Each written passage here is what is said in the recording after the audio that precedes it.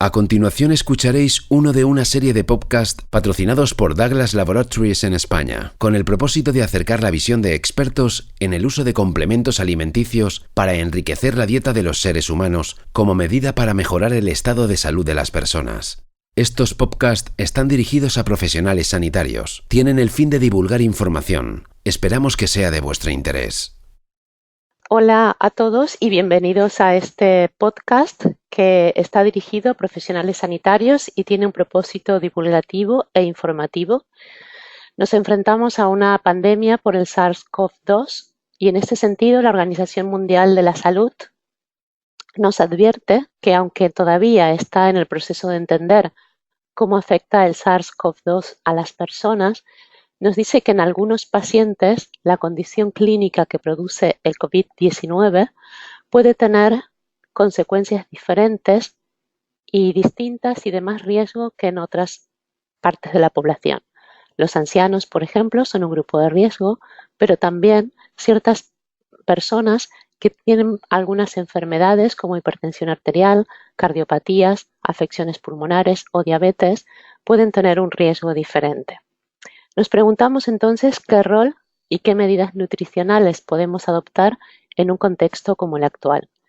Entonces, para responder a esta cuestión, estamos hoy con la doctora Rigau, que es médico de familia, médico especialista en medicina integrativa y es presidenta actual y docente de la Asociación Española de Microinmunoterapia.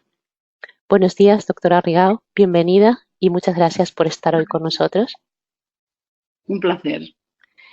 Si le parece, vamos a la pregunta más importante. ¿Cuáles diríamos que son los micronutrientes esenciales en la prevención y la recuperación de una infección del tracto respiratorio en pacientes de alto riesgo por presentar patologías previas?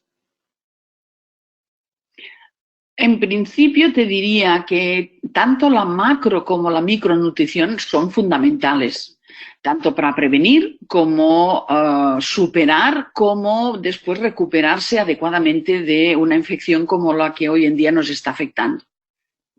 Toda patología crónica siempre implica un agotamiento de muchos micronutrientes. ¿Por qué? Porque nuestro cuerpo está en una situación de estrés metabólico muchas veces, ¿no? Pues sobre todo por estas enfermedades que hemos comentado, y ahí sabemos que hay un consumo aumentado tanto de minerales, vitaminas, y la inmunidad siempre está como un poquito en jaque en estas situaciones. ¿Diría que hay algunos micronutrientes especialmente importantes en estos casos? ¿O destacaría algunos? Sí, se conocen ya y lo tenemos bastante claro en este sentido, ¿no? ¿Por qué? Porque a veces los estudios no van tanto a ver si yo tomo esto mejoro, sino lo que se ha visto es al revés, la falta de una serie de elementos. Se ha visto que la evolución es más tórpida o que nos pone en riesgo de más complicaciones o de resolución de problemas. Entre ellos, el más importante quizás sería la vitamina D. La vitamina D que interviene tanto en la inmunidad. ¿Por qué? Porque está totalmente ligada a la presentación de antígenos a la inmunidad adquirida. Es decir, todos sabemos que el macrófago es el que presentará el antígeno a la inmunidad adquirida y en esta presentación interviene la vitamina D. Y otro también de las líneas que se sabe es que la vitamina D es frenador del NF-kappa beta, que está implicado precisamente en la síntesis de interleucinas proinflamatorias. Por lo tanto, siempre que tengamos la vitamina D, estaremos en riesgo, en un buen proceso de la inmunidad y en un aumento de la inflamación. Otra vitamina, en este caso, marcaríamos la vitamina A. ¿Por qué? Porque sabemos que es la que nos ayuda a proteger las mucosas y este virus entra precisamente por mucosas. Estas dos vitaminas son liposolubles y, como sabemos, y muchos de vosotros sabéis que cuando miramos a nuestros pacientes nos encontramos que muchos de estos pacientes tienen baja la vitamina D. Por lo tanto, ya solo este factor nos pone más en riesgo. Otro de los que marcaría serían los omega 3, van muy ligados a la vitamina D. Es decir, omega 3 y vitamina D vienen y proceden del mismo origen y tiene que entrar en nuestra alimentación. Si no lo sostenemos, siempre va a favorecernos un ambiente proinflamatorio.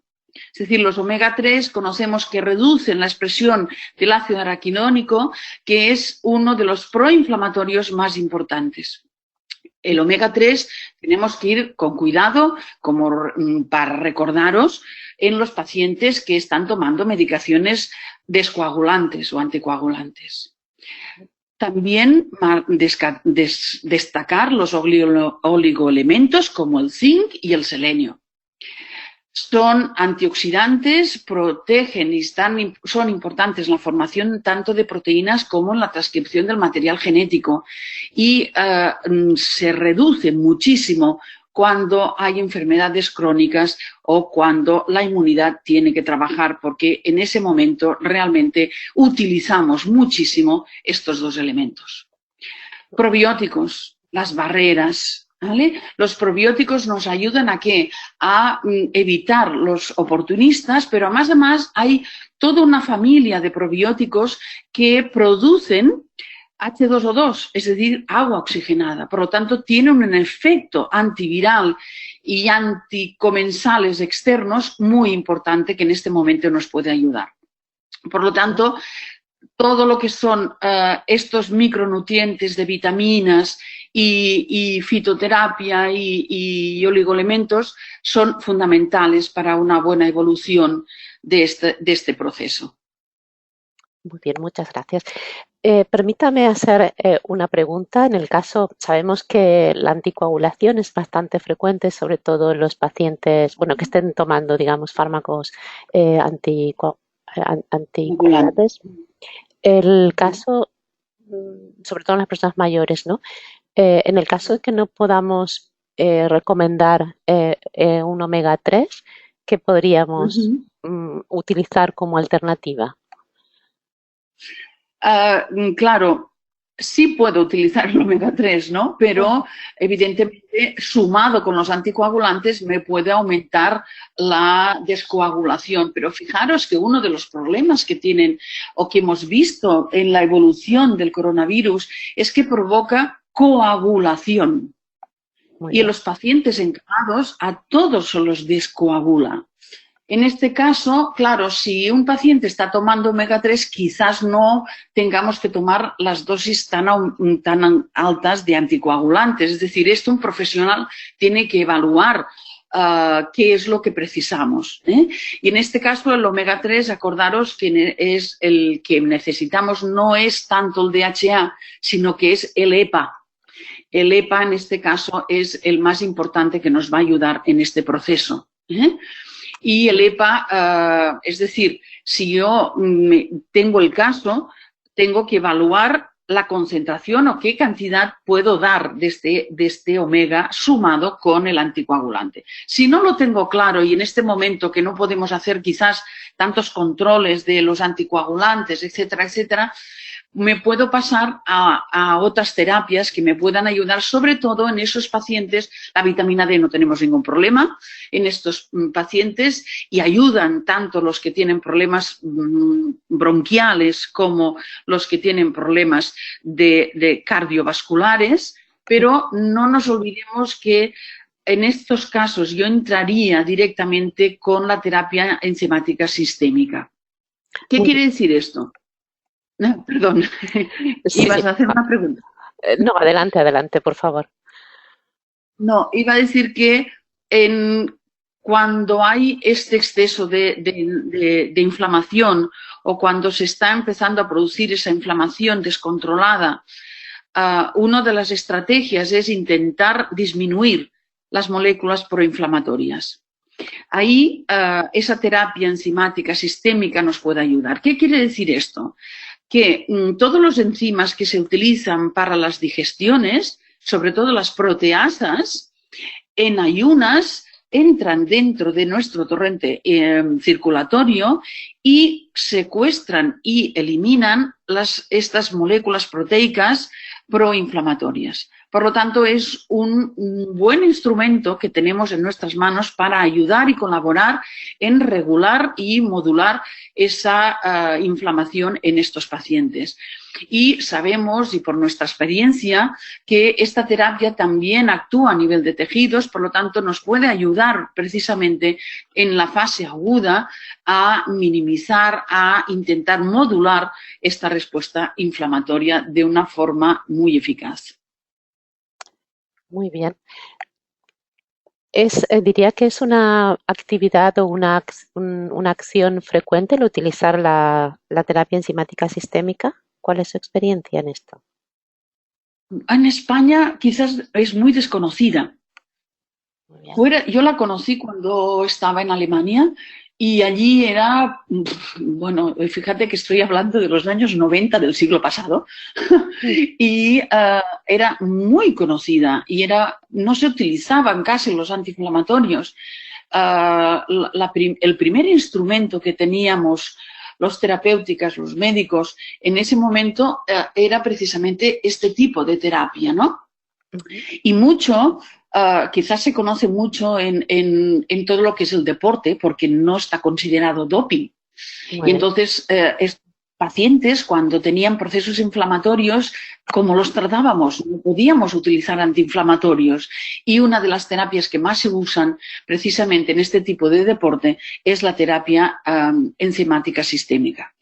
Esto no ha pasado tanto a la medicina convencional, no ha pasado tanto a la población en general, pero realmente hay mucha bibliografía detrás. Se conoce perfectamente el mecanismo, cómo trabajan las proteasas en nuestro organismo cuando entran al torrente circulatorio, y en este momento yo pienso que es uno de los instrumentos que tenemos en la mano muy eficaces. Doctora, ¿nos puede explicar cuál es su experiencia en la práctica de utilizar la terapia enzimática sistémica?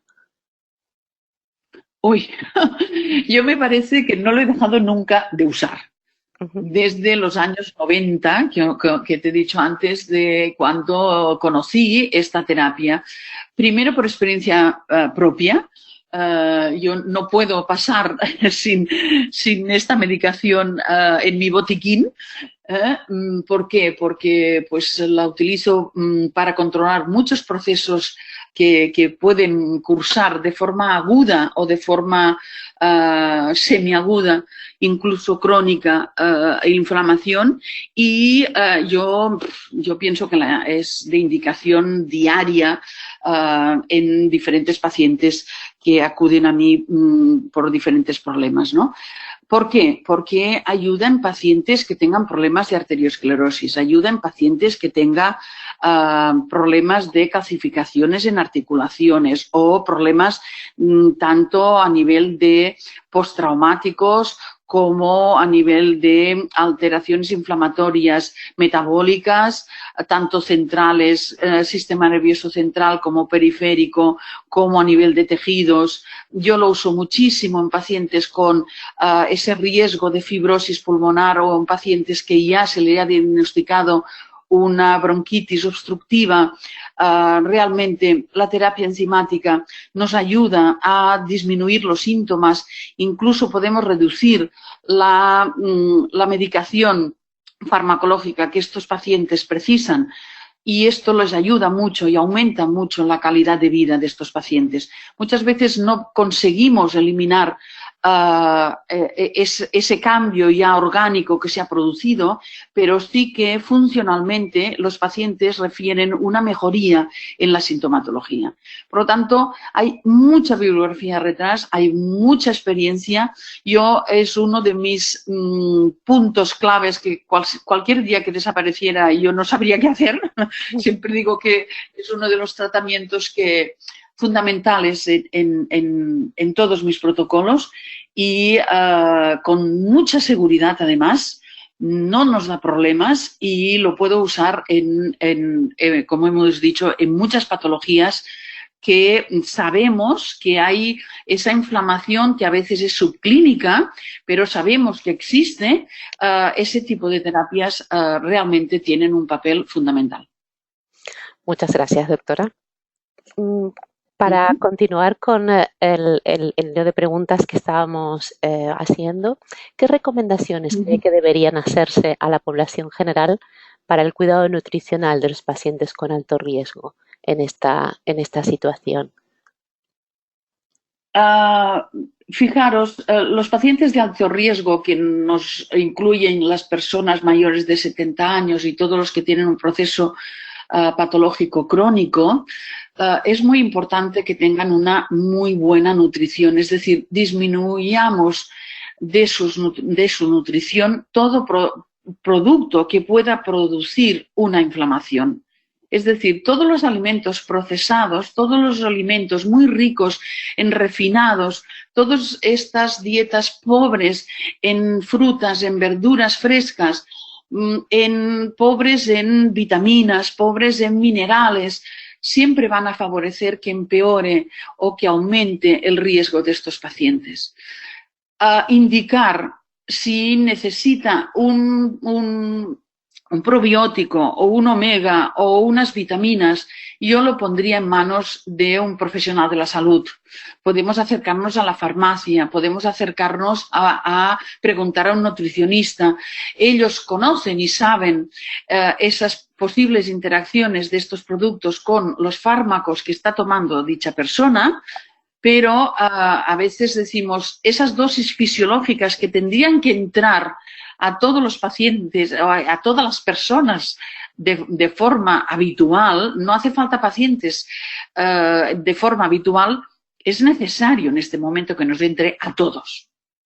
Y valorar si tengo que subir dosis o no en estos pacientes crónicos, ya os recomendaría ponernos en manos de profesionales que conozcan estas interacciones. Nosotros como profesionales lo tenemos que conocer. La micronutrición es la base de la medicina y es importante conocer cómo entran y cómo actúan estos micronutrientes en estas patologías. Por lo tanto, sería un buen momento para repasar la bibliografía. Y si buscáis coronavirus, vitamina D o vitamina C, porque no olvidemos, la vitamina C pues es un antioxidante número 1 que en todo proceso inflamatorio e inmunológico nos va a ayudar a regular esa oxidación que se produce, y es uno de los elementos que cuando se diagnostica que ya estamos enfermos, pues tiene que entrar con toda seguridad, ¿no? Por lo tanto, hay toda una serie de nutrientes que son importantes para que nuestras defensas trabajen adecuadamente. Y sería un buen momento para nosotros los profesionales repasar todos estos conceptos. Fijaros que ya hay muchos protocolos que se están utilizando ya en clínica que intervienen estos micronutrientes. Hay varios hospitales españoles que ya están también trabajando en ello. Hay ya publicaciones que nos salen de China, nos están saliendo de Italia, de Holanda. Es decir, hay ya varios países que ya están publicando referencias de cómo favorece la presencia de vitamina D, vitamina C en la evolución de estos pacientes. Por lo tanto, no es una cosa banal, no es una cosa que no sea importante. Yo considero que realmente puede ser ese punto de colaborar con los pacientes a una buena evolución de la recuperación de estas patologías. Muy bien, y que creo que ya hemos un poco abordado la siguiente pregunta que nos gustaría hacerle, que es qué conocimientos, qué experiencia de su práctica habitual podemos extrapolar a la situación actual de epidemia que vivimos en España. Claro, yo he tenido muchísimas consultas, sobre todo en los 15 primeros días. Fue como, no sé, un tsunami de preguntas de profesionales, de compañeros, dentro de la misma asociación. Pues es nuestro trabajo en este momento intentar informar de qué podemos hacer y qué podemos mejorar, ¿no? Por lo tanto, la idea es esta, ¿no? La vitamina D es fundamental de prevención. por eso, por la presentación de antígenos, porque bloquea un poquito ese exceso de inflamación que se puede producir y esto nos puede llevar a problemas muy graves pulmonares y cardíacos. Por lo tanto, yo os diría que primera línea de trabajo es la vitamina D. Ver que esto no nos falten los probióticos, que no nos falten los omegas. No hace falta, incluso ya os digo, sobre todo en los cardíacos, no hace falta que os vayáis a altísimas dosis, es lo mínimo que nos tendría que entrar en nuestra dieta. Si una persona no come omega 3, no come pescado azul, por el motivo que sea, sabemos que hay un déficit de omega 3. Una persona que está comiendo muchos refinados, harinas, etcétera, sabemos que tiene mucho más alto el omega 6 que el omega 3 en nuestro organismo. Por lo tanto, ese desbalance entre omega 3 y omega 6 va a producir un aumento en las moléculas proinflamatorias. Por lo tanto, esa mínima dosis de omega 3 diaria sería necesario para que los pacientes se enfrenten adecuadamente a esta infección. Una vez nos han diagnosticado, pues ya os diría, entrad con vitamina C, entrad con selenio y zinc, entrad con todos estos micronutrientes que hemos hablado, en esas dosis ponderales, en esas dosis de que no nos falte en nuestro organismo para que funcionen adecuadamente todas estas reacciones que son necesarias.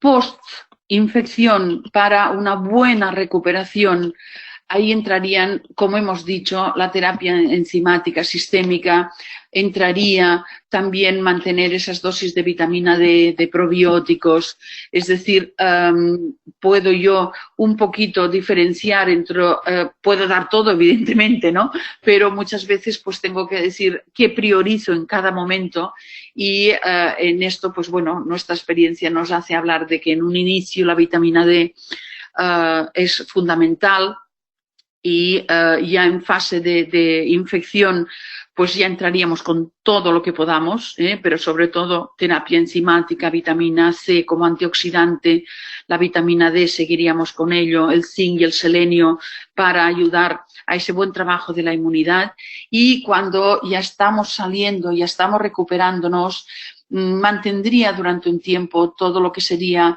modulación de inflamación y antioxidantes, ¿no? Para ayudar a esos tejidos a recuperarse y ayudar precisamente ya a esa memoria inmunológica, a esta retirada de ese batallón de defensas que tenemos, que es nuestra inmunidad, y de esta forma conseguir una buena recuperación de todos los tejidos. No os olvidéis que es nuestra responsabilidad y de cada una de las personas mantenernos en salud. Ese equilibrio psico-inmuno-endocrino es fundamental para este momento de confinamiento y para luchar contra los virus. Muy bien, doctora. Creo que llegamos hacia el final de la entrevista. ¿Tiene algún mensaje final, concluyente, para darnos? Yo pienso que en este momento esos aplausos que se dan a las 8 de la noche es para todos nosotros, todos los que trabajamos por la salud de la población. Y en este momento la población nos exige que estemos a su lado. Por lo tanto, tenemos que tener las cosas muy claras cuando un paciente se nos acerca y nos pregunta, yo como farmacéutico, yo como sanitario, yo como nutricionista, yo como médico, ¿qué puedo hacer? Demos mensajes claros. Sobre todo, preguntar un poquito el estilo de vida que puede haber influenciado en su organismo para saber qué micronutriente nos puede ayudar a cada uno de ellos. Claro, dirás, ¿esto es tan personalizado? Pues sí. ¿Por qué? Porque cada uno tiene una historia de vida y cada uno acarrea con esos pequeños déficits o esos excesos que provocan esas enfermedades o que tengamos que tomar una serie de medicamentos. Y esto lo tenemos que valorar siempre cuando damos un micronutriente. en dosis terapéuticas. Otra cosa es la dosis que necesitamos al día a día, que esto yo pienso que lo podemos dar con toda tranquilidad a todas las personas que nos consultan. Otra cosa es los pacientes que tengan enfermedades. Ahí tenemos que evaluar qué podemos sospechar que tenemos bajo y a partir de ahí ya meternos en dosis terapéuticas para que esos pacientes realmente tengan los niveles que necesitan para seguir un adecuado tratamiento. Por lo tanto, ánimo. Yo os animo a que os introduzcáis un poquito en buscar un poco más estos nutrientes que hemos hablado, el papel que juegan en estos tipos de patologías y a partir de ahí que vosotros como profesionales de la sanidad estéis más seguros en el uso y en la indicación de ellos con vuestros pacientes o con las personas que os vengan a consultar. Un abrazo a todos, espero que os mantengáis en salud. No os olvidéis que indiquéis a los demás, pero también os indiquéis a vosotros mismos. Tenemos en este momento que mantenernos en salud. Suerte y ánimo para todos. Lo vamos a superar todos juntos. Doctora Rigau, ha sido un gran placer tenerla con nosotros hoy y muchas gracias por su tiempo y por esta magnífica intervención.